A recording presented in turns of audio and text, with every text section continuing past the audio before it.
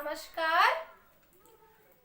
आपका प्रथम भाषा हिंदी नवी कक्षा में स्वागत है। ओके, अपना पहला पार्ट 1 हो गया। यस ना? कवि परिचय और कविता के बारे में। कविता को हम गाने के रूप में गाए हैं। तो हमारा पाठ क्या है? कबीर। यस, आप सबको मालूम कबीर के पद्य बहुत अच्छे होते हैं, बहुत ज्ञान पूर्वक, ओके, भाव पूर्वक होते हैं। एग्जाम्पल देखिए, कल करे सो आज करो, आज करे सो अब करो, पल में पल्ले होयोगो, बहुरी करोगे कब। ओके, पहला पाठ का नाम क्या है? कबीर, कवि कबीरदास। ओके, तो पहला पद्य सुनिए। मान सरोवर सुधर जल, हंस केली करही, मुक्ता फल मुक्ता चू गई, अब उड़ी अनंत न जाही। मान सरोवर सुधर जल, हंस केली कराही। तो बच्चों, यहाँ इसका भावार्थ क्या है? सुनो। इस दोहे में कबीरदास जी ने कहा है कि जिस प्रकार मान सरोवर के जल में हंस खेलते हैं। ओके, सरोवर बोले तो क्या? वो पानी का जो सरोवर होता है ना, इसमें कौन खेलते हैं? हंस। ओके, हंस इस सरोवर में खेलते हैं, जल में हंस खेलते हैं, खेल का आनंद उठाते हुए मोती चुनते हैं और उस स्थान को छोड़कर कहीं नहीं जाते हैं। तो बच्चों, जो पानी में हंस होते हैं ना, वो सिर्फ मोती को चुनते हैं। ओके, हंस स्वच्छ जल को पीते हैं। आपको मालूम या नहीं, मैं हंस स्वच्छ जल ही स्वीकार करते हैं। इसी तरह आनंद, तो पानी में खेलना बहुत पसंद हंस को। मोती चुनते हैं और उस स्थान को छोड़कर कहीं नहीं जाते। एक बार इस स्थान को आदत होते हैं ना पानी के, फिर दूसरे स्थान को वे नहीं जाते। उसी प्रकार भक्त अपने हृदय रूपी मनोसरोवर में क्रीड़ा रूपी साधन कर रहे हैं। तो इसी तरह भक्त कौन? जो भगवान के अति प्रिय भक्त होते हैं, वे लोग भी यहाँ सरोवर पानी का, लेकिन उनके मन को सरोवर के रूप में मानकर क्रीड़ा रूपी साधन, क्रीड़ा मीन्स एक वर्क मीन्स भजन या नाम का स्मरण करना। जो हम पानी में किसी तरह खेल के आनंद लेते हैं, उसी तरह भी भक्त मन में जो क्रीड़ा करते हुए भगवान का रूप स्मरण करके आनंद लेते हैं, भक्ति रूपी मोती चुन रहे हैं। वहाँ उन्हें इतना आनंद मिल रहा है कि कहीं हो जाने का मन ही नहीं करता। मीन्स, तो भक्तों को भी एक बार भगवान पर ध्यान लगता तो भगवान के जो भजन में या स्मरण में आनंद लेते हैं, तो दूसरे आनंद में, दूसरे एंटरटेन में नहीं जाते हैं। कबीरदास जी के कहने का आशय यह है कि प्रभु भक्ति में ही सबसे अधिक आनंद और तृप्ति है। तो कबीरदास का कहना यह है कि प्रभु जी के भक्ति में ही हमको आनंद तृप्ति मिलता है। मान सरोवर सुधर जल, हंस केली करेही। तो मान सरोवर में हंस किसी तरह खेल के आनंद लेते हैं, उसी तरह भक्तों भी उनके मन में भगवान का स्मरण करते हुए आनंद लेते हैं। दूसरा देखिए, दूसरा पद। प्रेमी ढूंढत मई फिरोई, प्रेमी मिले ना कोई। प्रेमी को प्रेमी मिले, सब विष अमृत होई। ओके, तो इसका अर्थ क्या है? कबीरदास इस दोहे में अपने प्रेमी रूपी ईश्वर की खोज में है, जो उन्हें कहीं नहीं मिल रही है। तो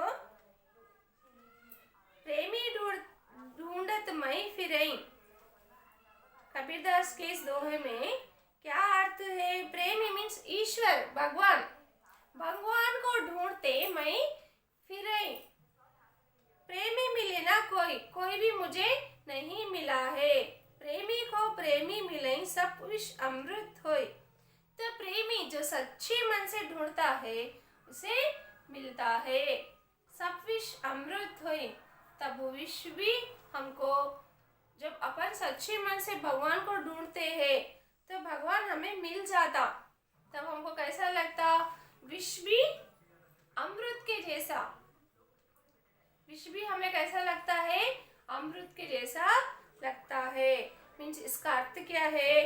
वे कहते हैं कि अपने प्रेमी, अर्थात प्रेमी मीन्स कौन? भगवान, ईश्वर। क्योंकि कबीरदास जी बहुत बड़े भक्त थे, वो भगवान के स्मरण में ही अपना जीवन बिताए हैं। ओके,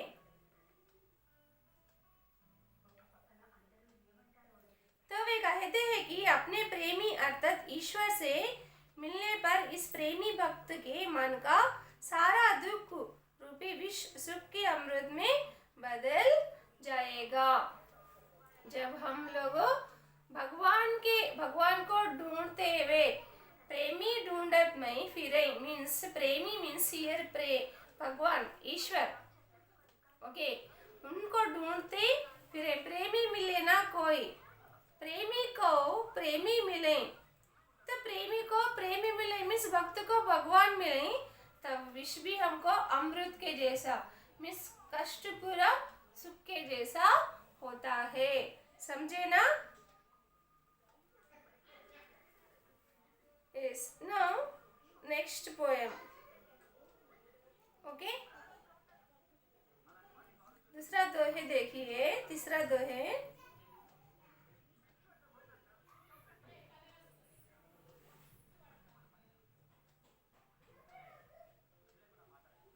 हस्ती चढ़िए ज्ञान को सहज दुलिजा डारी, स्वान रूप संसार है भूकंदे जाग मारी। इस दोहे का अर्थ क्या है बच्चों? इस दोहे में कबीरदास जी ने ज्ञान को हाथी की उपमा तथा लोगों की प्रतिक्रिया को स्वान कुत्ते का भौंकना कहा है। इस दोहे में कबीरदास जी ने ज्ञान को हाथी की, अपने ज्ञान को कबीरदास ने किसी से तुलना करे? हाथी के रूप में। हाथी कितना बड़ा होता है आप सबको मालूम, कितना वजन होता है। हमारा ज्ञान भी उतना बड़ा होना चाहिए, उतना बहुत ज्ञान हमको रहना चाहिए। ओके, हस्ती मीन्स हाथी।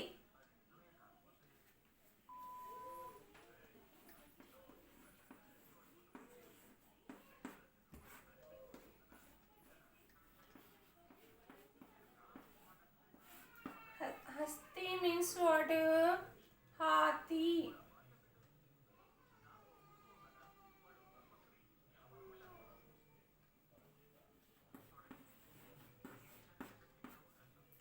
ओके,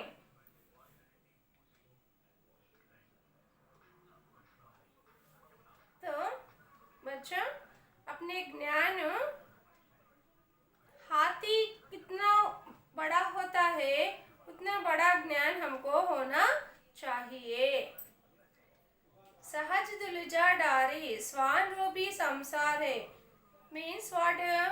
अपना तथा लोगों की प्रतिक्रिया के स्वान। ओके, जैसे कुत्ते भौंकते हैं, लोगों का भी प्रतिक्रिया उसी तरह होता है।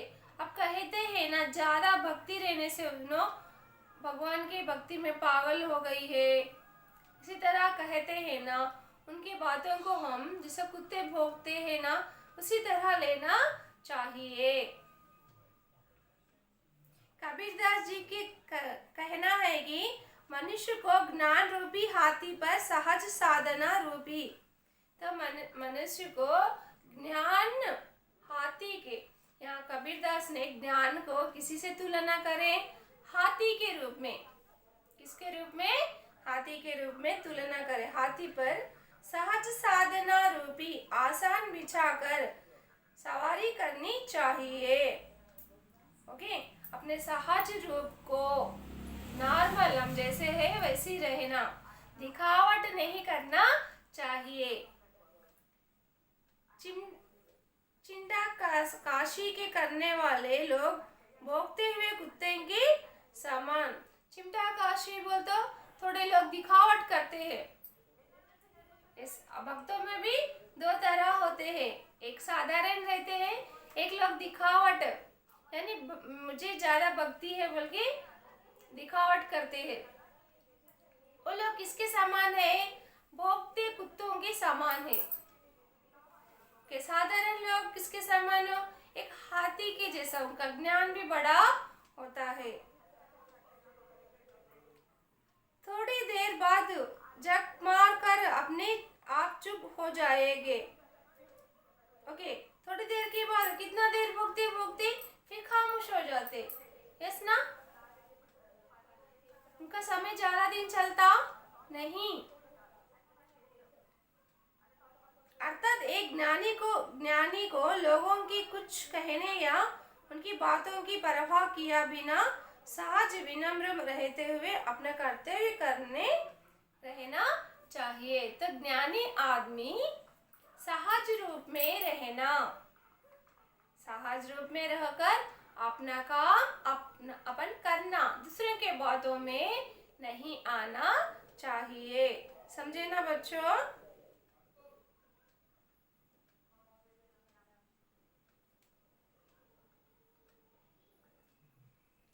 सहज विनम्र बोलते रेस्पेक्ट से सहज जीवन करते हुए रहना चाहिए। हस्ती चढ़िए ज्ञान को सहज दुलिजा डारे, मीन्स सहज रूप में रहने वाले को ही गौरव मिलता है। जो दिखावट करते हैं ना, वो लोगों को गौरव नहीं मिलता। नेक्स्ट, पका पकी के कारण सब जग रहा भुलान, निरपक होय के हरि बजै सोई संत सुजान। कबीरदास जी के कहते हैं कि पक्ष और विपक्ष के चक्कर में इस दुनिया में लोग आपस में लड़ रहे हैं, अपने झगड़े में ईश्वर को भूल गए हैं। ओके, पक्ष विपक्ष मीन्स व्हाट? पक्ष विपक्ष, पक्ष मीन्स वन ग्रुप, विपक्ष मीन्स ऑपोजिट। अब देखिए पॉलिटिकल में भी जैसा होता है, ऑपोजिट पर्सन वो लोगों को जितना अच्छा कार्य करे कुछ ना कुछ एक बिगाड़ते हैं और उनके तरफ कुछ ना कुछ एक बात बोलते हैं, यस ना? तो दो पक्ष होते हैं, दो टीम। ओके, दो टीम होते हैं। उस चक्कर में लोग या उसमें रहना, वो ग्रुप में रहना, या ए ग्रुप में रहना, वो पार्टी में रहना या ए पार्टी में रहना, ऐसा कहते हुए भगवान का ध्यान भूल जा रहे। ऐसे एग्जैक्टली करेक्ट है ना? जो हम लोग पैसे कमाने के चक्कर में फिरते रहते, सब जग रहा भुलान, सब लोग जग में सब लोग भगवान को भुलान मीन्स भूल जा रहे, आपस में लड़ रहे, वे अपने झगड़े में ईश्वर को भूल जा रहे, भगवान को भूल जा रहे।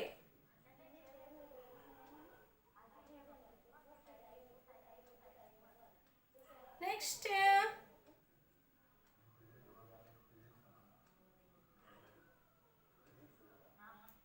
जो व्यक्ति बिना किसी भेदभाव के निष्पक्ष होकर ईश्वर की भक्ति में मगन रहता है, वही सच्चे अर्थों का एक अच्छा मनुष्य है।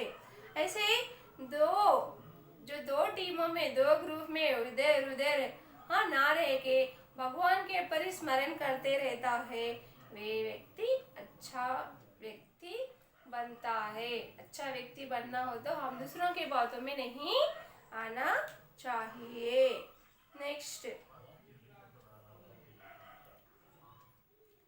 हिंदू मुआ राम कही, मुसलमान खुदाई, कहे कबीर सो जीविता, जो दुहू की निकटी न जाई। बच्चों, इसका अर्थ क्या है? इस दोहे में कबीर कहते हैं कि हिंदू राम नाम, हिंदू लोग क्या जपते हैं? राम नाम। यस ना? हिंदू लोग, हिंदू मुआ राम कही, हिंदू मुआ मीन्स कहे ना।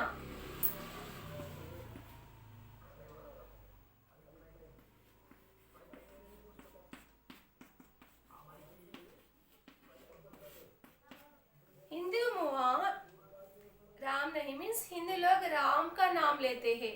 यस ना? राम नाम जपते हैं और मुसलमान खुदा पुकारते हैं।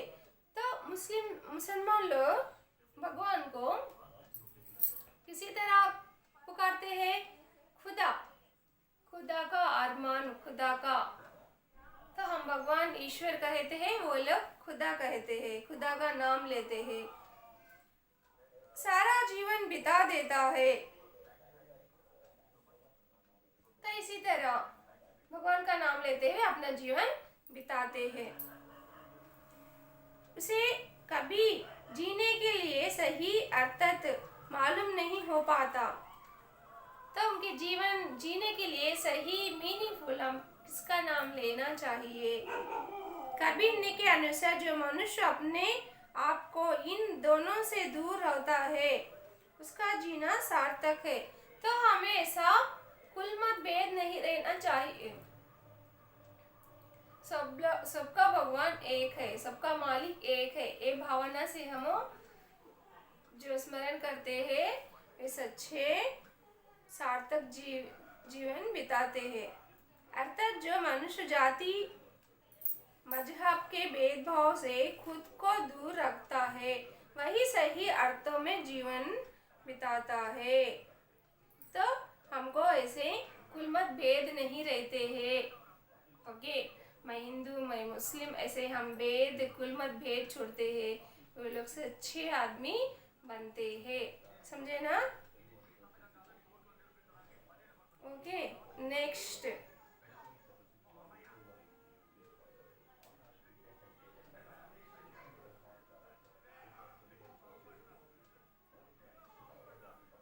Next poem.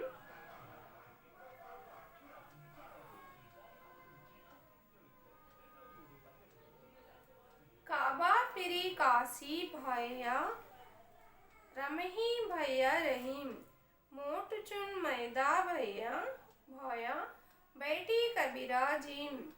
फिर से सुनो।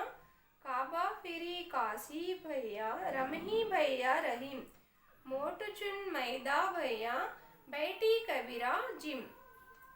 इसका अर्थ क्या है? जब मनुष्य को सच्चा ज्ञान प्राप्त होता है, तब काबा और काशी में कोई अंतर नहीं है, अंतर नहीं दिखाई देता। उसे राम और रहीम का एक ही लगने लगते हैं, अर्थात वे सबकी संभव से देखने लगे हैं। तो हम लोगों जो ज्ञान पूर्वक व्यक्ति होता है, तो वो व्यक्ति, थोड़े लोग सोचते हैं ना, काशी को जाना, वहाँ जाना हमें पुण्य मिलता है। ओके, वैसा सोचने से, जाने से सही में पुण्य मिलता है? नहीं। तो हम जो सच्चे मार्ग में रहते हैं, राम रहीम एक ही मानते हैं, हाँ, वो लोग अच्छे ज्ञानी कहलाते हैं। अर्थात सबके संभव में देखना चाहिए।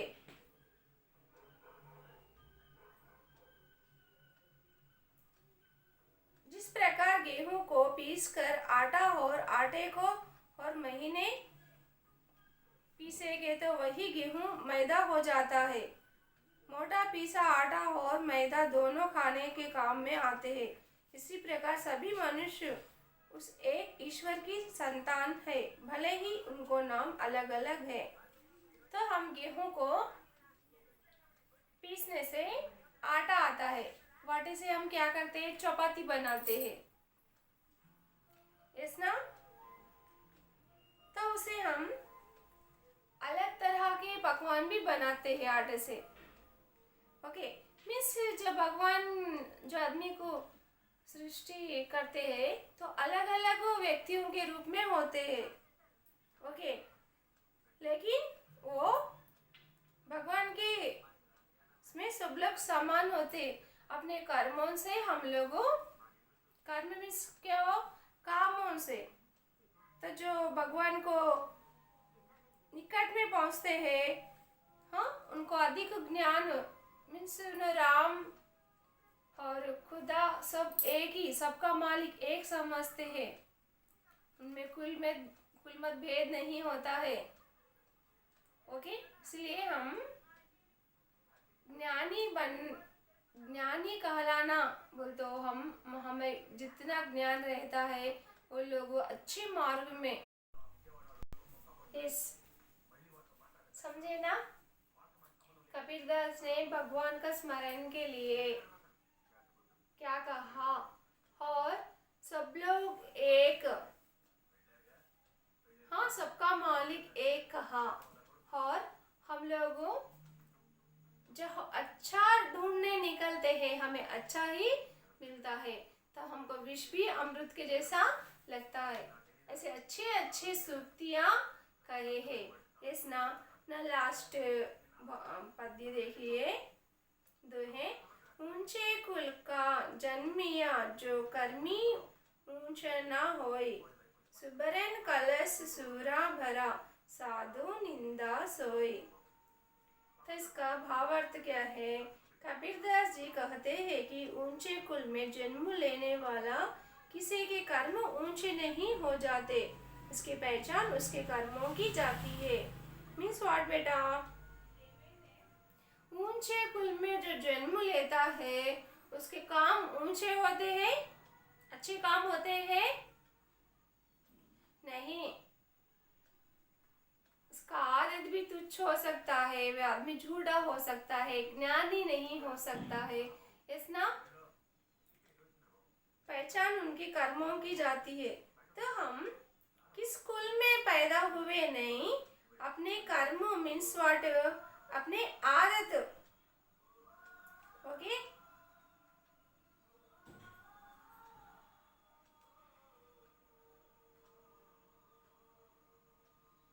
तो अपने आदतों से हम अच्छे बनते हैं।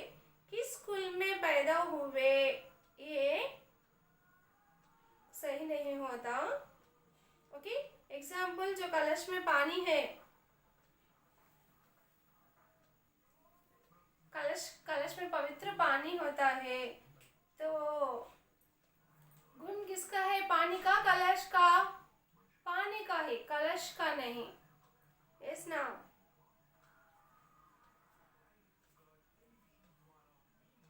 अर्थात वे सबको संभव में देखने लगे हैं। तो ऊंचे कुल में पैदा होने पर उनको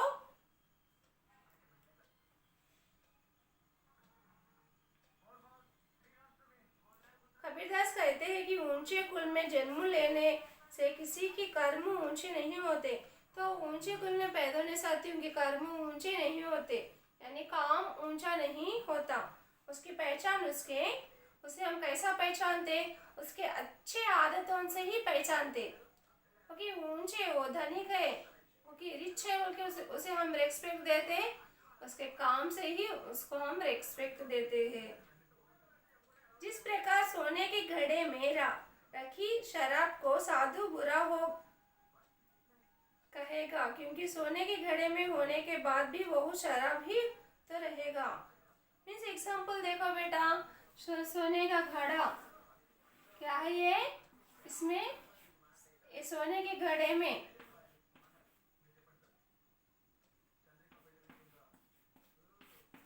सोने के घड़े में हम लोग शराब शराब बोले तो मालूम ना, द ड्रिंक ड्रिंक, ओके, वो रखने से वो शराब बदल जाता, उसका आदत टेस्ट अच्छा। एक गोल्ड सोने का घड़ा है, उसमें डालकर हम रख दिए शराब को, अच्छा बदल जाता नहीं। हम उसको बाहर निकालने पर वो जैसा उसका गुण था वैसा ही गुण होता है। इसी प्रकार यदि ऊंचे कुल में जन्म व्यक्ति बुरे कर्म करता है, तो इसी तरह ऊंचे कुल में जन्म लेता है वे भी बुरे कर्म करता है, तो लोग उसके कुल को अनदेख कर उसकी निंदा करेगी। ओके, तो तब लोग क्या करते हैं, उस कुल को अनदेखी, अब वो ऊंचे कुल का है, रिच है बोल के उसको छोड़ देते, उसके पीछे सब लोग निंदा करते रहते हैं। ओके,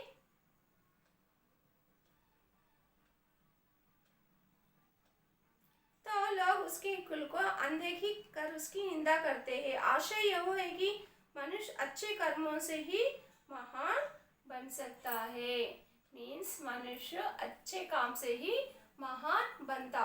ऊंचे कुल में पैदा होने साथी वे अच्छे गुण का नहीं बन सकता। जैसे कि सोने के कलश में हम शराब रखते हैं, वे अच्छा जल हो जाता नहीं। इसी तरह मानव भी उसके अच्छे कार्य से ही वे अच्छा कहलाता है। समझे ना? दोहे हर दोहे के भाव, दोहे और दोहे के भाव को क्या क्या कहा तुलसीदास ने, एक दो तीन भाव सुनाइए। हम सब लोग को एक ही मानना है, सबका भगवान एक है। It's very good. और हम स्वच्छ मन से स्मरण करना चाहिए, हमारे मन को सरोवर बना के स्मरण करना चाहिए। Very good. ओके, नमस्कार, धन्यवाद।